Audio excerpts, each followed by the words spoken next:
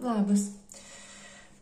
Noriu padaryti skaitimą taip ir ne, atsakymą į jūsų klausimą. Žinoma, gali būti ir galbūt. Su pasirinkimo variantu. Ta prasme, ištrauksiu kelias kortas, jūs turėsite išsirinkti vieną variantą iš trijų. Galbūt du pasirinksit, galbūt ir visus čia, kaip sakant, kaip jau jūs nuspręsite, bet tiesiog šį kartą noriu padaryti su pasirinkimo variantais. Tai toj mes pasižiūrėsim, susikoncentruokite į savo klausimą ir tuoj ištrauksiu kortas ir taip.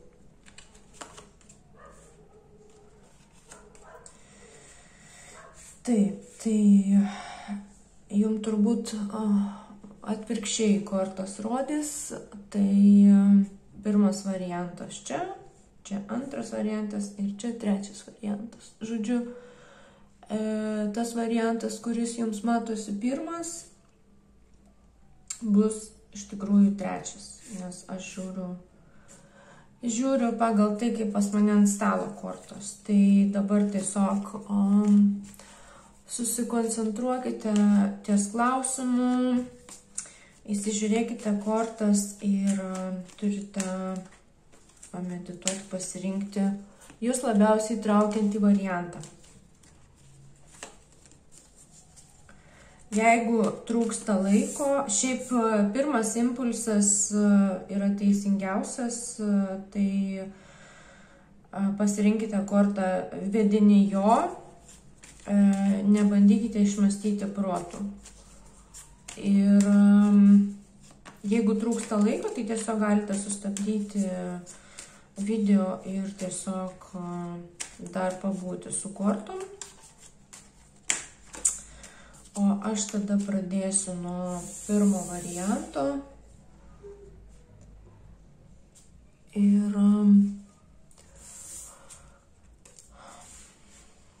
pirmas variantas, atsakymas ne. Pasižiūrėsime, kodėl ne.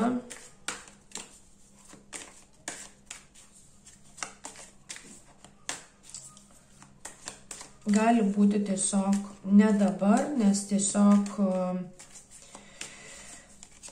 jūs negalite iš dabartinės savo pozicijos negalite pamatyti tam tikros galimybės, kuri jums būtų vertinga.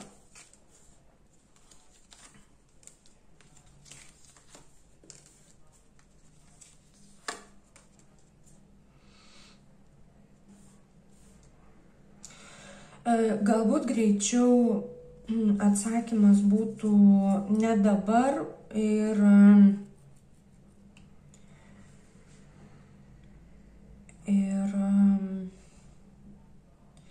manau, kad viskas yra jūsų rankose, nes jūs kaip ir turite visus įrankius,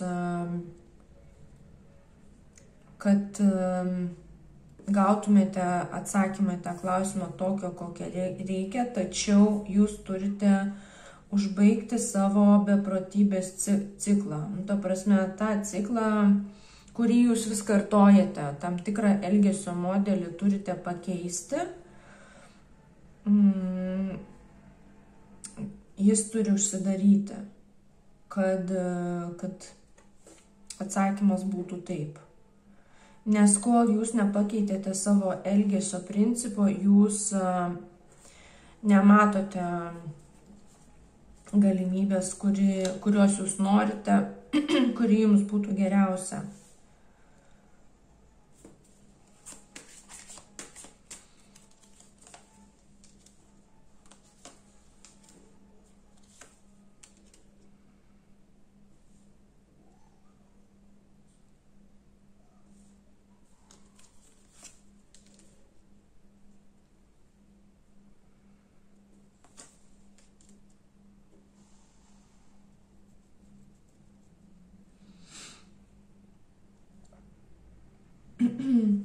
galbūt jūs čia konkrečiau einant į detalės,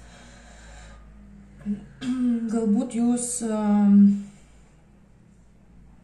viską norite daryti patys, nenorėdami bendradarbiauti, tiesiog gal vadovaujatės tuo principu, kad aš pati arba tik aš moku geriausiai ir galiu geriausiai tą padaryti. Ir pats vienas žongliruojate daugeliu dalykų, kas atneša jum kaip naštą tam tikrą. Jeigu galima tam tikras atsakomybės paskirstyti, pasidalinti su kitais žmonėmis, tai gyventi būtų daug lengviau. Ir manau, kad yra kvietimas išeiti iš tokio elgesio principo, kuris jūs apsunkina ir kuris vargina ir kuris veda į tokią tam tikrą beprotybę, kada jūs vienas pats darote visko labai daug.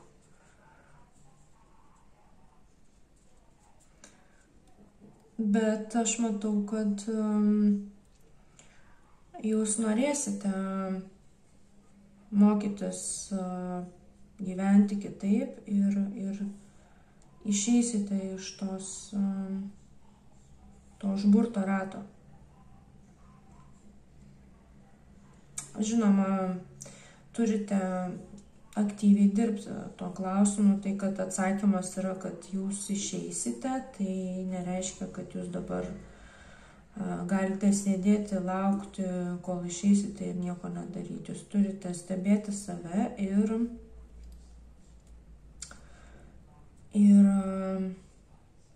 stengtis neapsišioti per daug, negu galite atsikasti, kas paskui sukelia didelį frustracijos jausmą, nepasitenkinimą, tada ir santykiai pradeda šlubuoti su aplinkiniais ir paties vidinis nepasitenkinimo jausmas būna didelis. Ir čia irgi rodo, kad jūs esate imperatorienės pozicijoje, nesvarbu, ar jūs esate vyras ar moteris, bet tai reiškia, kad imperatorienė, jinai turi visas priemonės pasitelkti kitus asmenis į pagalbą, kad kurtų tą gausą. Ir šalia yra iškritęs monetų karalius, kas rodo, kad jūs galite remtis į asmenis, kurie jums tikrai gali padėti.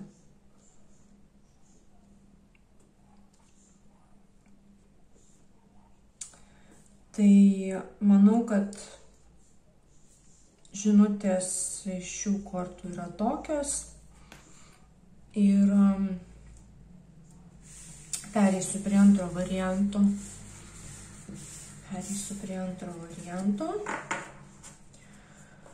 Taip, antras variantas yra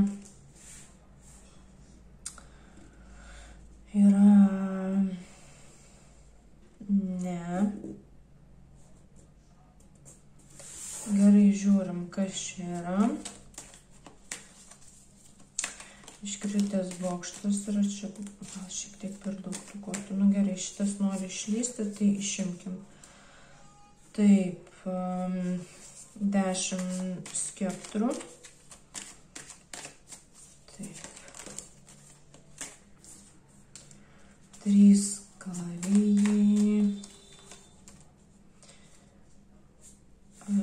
Taurių karalienė. Pakabintasis.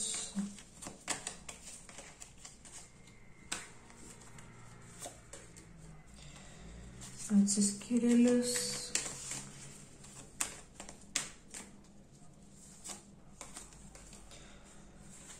Paskutinysis teismas. Tuoj palaukit, aš pabandysiu pagauti žinutę.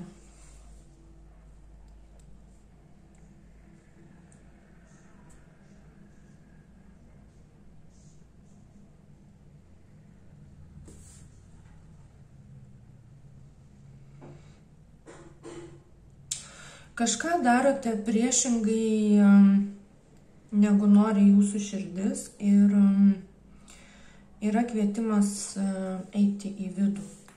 Ir tai yra svarbu, kad jūs tą padarytumėt, nes visata, Dievas ar nežinau, kuo jūs tikit, imsis priemonių prievartą priversti jūs eiti į savo vidų, žiūrėti tai, ko nori širdis, nes matau, kad yra paskutinysis teismas rodo, kad jau jūs uždelsėt ir yra pakaroklio būsena, kas rodo, kad jau netrumpą laiką jūs esate frustracinėje situacijoje, kurią turite keisti. Ir aš suprantu, kad save ištraukti iš duobės dažnai būna sizifiškas darbas, tarsi baronui Miunchausenui paimti save už pakarpos ir ištraukti iš pelkės, tas tikrai yra sudėtinga, suprantu, bet reikia kažkaip suimti save į rankas ir tą padaryti, nes jeigu jūs patys to nesiimsite, tada bus visatos įsikišimas, kas su bokštu rodo, kad tai nebus malonu. Ir dabar jūs esate sunkioj būsenoj, kada jūs turite didelę naštą ant kupros, galbūt daug atsakomybių visokių ir gyvenate su širdies skausmu ir turite šitą energiją pakeisti šitą taurių karalienės energiją. Ir jums nurodomas įrankis, ką daryti, kad tai pakeisti, eiti ir pasikalbėti su savim. Galite bandyti medituoti, tyloje pabūti, tiesiog stebėti ir stabdyti tą minčių srautą ir pasižiūrėti, kurios mintys yra jūsų, nes mes dažnai mąstome, ateina į galvą visokie dalykai, kurie nėra mūsų. Turime stengtis susipažinti su savim ir suvokti tą tikrąjį aš, kas aš esu, ko aš noriu. Ir tai, kas ne jūsų yra, jūs turite nusiimti nuo savo pečių. Pagalvokite, kokias atsakomybės jūs esate prisiėmę. Galbūt jūs esate prisiėmę atsakomybės visai kitų žmonių, kur ta prasme, net nebūtina jums jų nešti ant pečių. Tai žodžiu, atsakymas šiam momentui būtų jūsų klausimą ne. Nežinau, kiek pati situacija atitinka jūsų klausimą, bet sakau, ką matau ir kaip galima situaciją pakeisti. Tai antras variantas būtų toks ir tada pereinu prie trečiojo varianto, negi nebus nei vieno taip. Irgi ne. Irgi ne, vidinė kova. Gerai, žiūrim. 5 taurės. Imperatorius. 6 skeptrai. Monetų tūzas. Kvailys.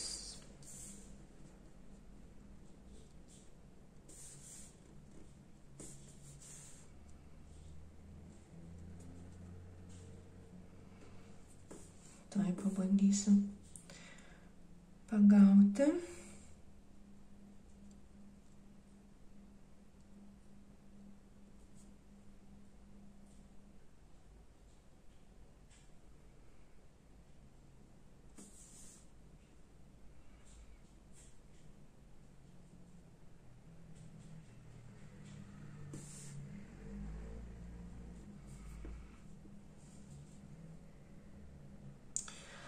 Žodžiu,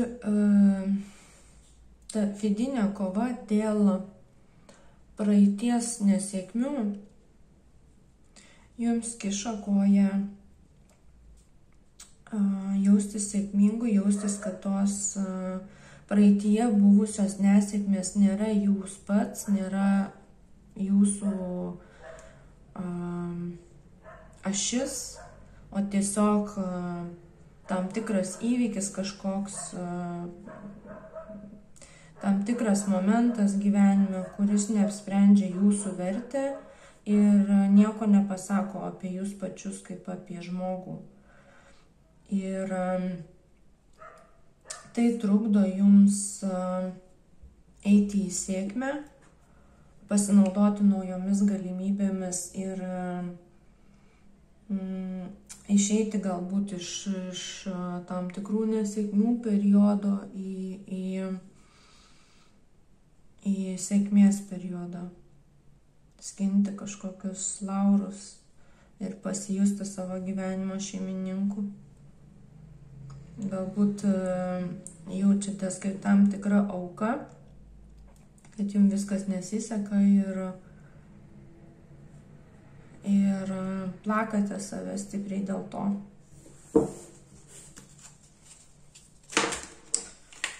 Taip, pasižiūrim dar. Monetų riteris. Karieta.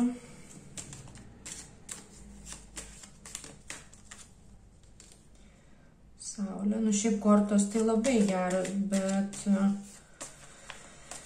pagrindinis trukdis yra vidinė kova, vidiniai prieštaravimai ir koncentravimasis į išpiltas praeities taurės. Tiesa. Taip, gali būti patvirtinimas, kad tai, ką dabar sakau, yra tiesa.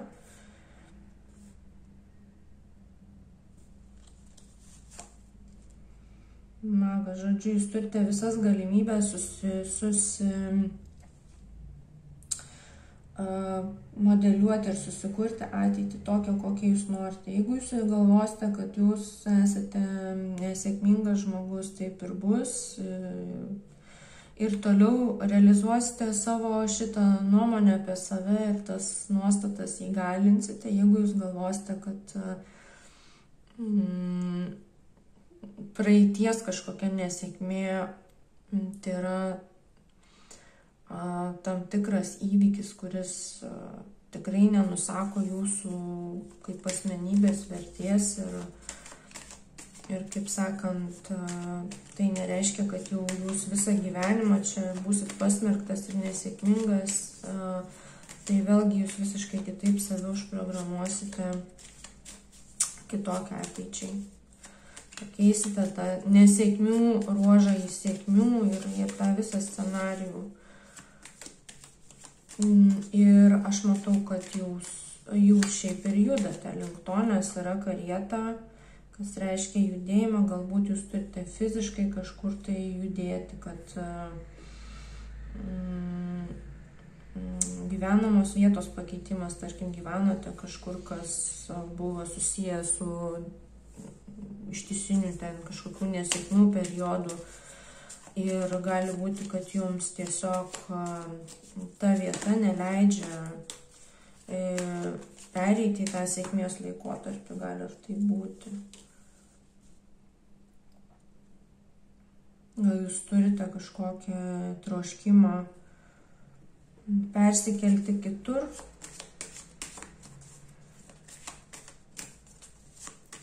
kur yra daugiau saulės, daugiau energijos, kur turėtume.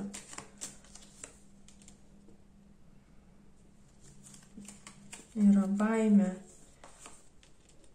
Baimė, galbūt turite ir svajonės išsipildymo baimę arba sėkmės baimę, kas irgi atitinkamai sukelia vidinį konfliktą ir stabdo nuo tos sėkmės, nes dažnai būna, kad žmonės nori sėkmės, bet pasąmoniniam lygmenyje yra baimė, kuri bijo tos sėkmės. Pavyzdžiui, jūs norite uždirbti daug pinigų, tarkim, bet tuo pačiu jūs pradedate galvoti, o kaip aš tada apsaugosiu tą savo didelį iždą ir kaip man reikės paskirstyti ir kaip neprarasti, ir atsiranda tas iš karto toksai baimės jausmas, kad ką aš tada darysiu, kaip ir noriu, bet ką tada reikės daryti, nes atsiranda nauji galvos skausmai susijęs su tuo išsipildžiusiu noru. Ir automatiškai tai generuoja baimę ir atitolina tą dalyką, ko jūs norite. Tai šiuose kortose matau tokią situaciją, bet ta prasme viskas jūsų rankose reiktų. Aš suprantu, kad nelengva yra dirbti su savo įsisenėjusiais įsitikinimais, tam tikrom nuostatom apie save, galbūt ir kiti iš išorės ten, tarkim, jum yra privarę kažkokių kompleksų, nes būna, kad iš šeimos ateina tam tikri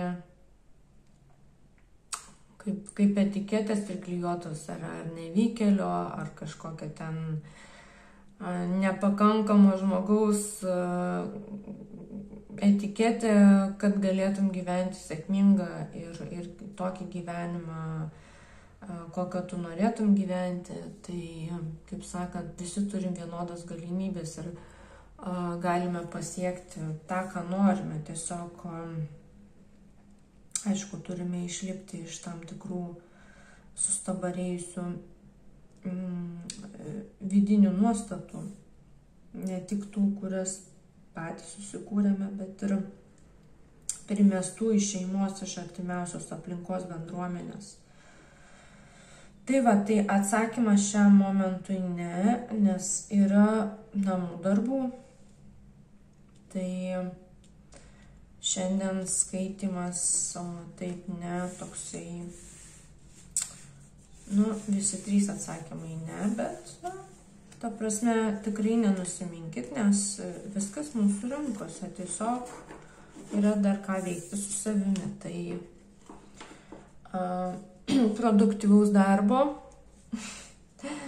jau šioje žemėje, tai niekada nebus taip, kad mes neturėtumėm ką su savimi veikti.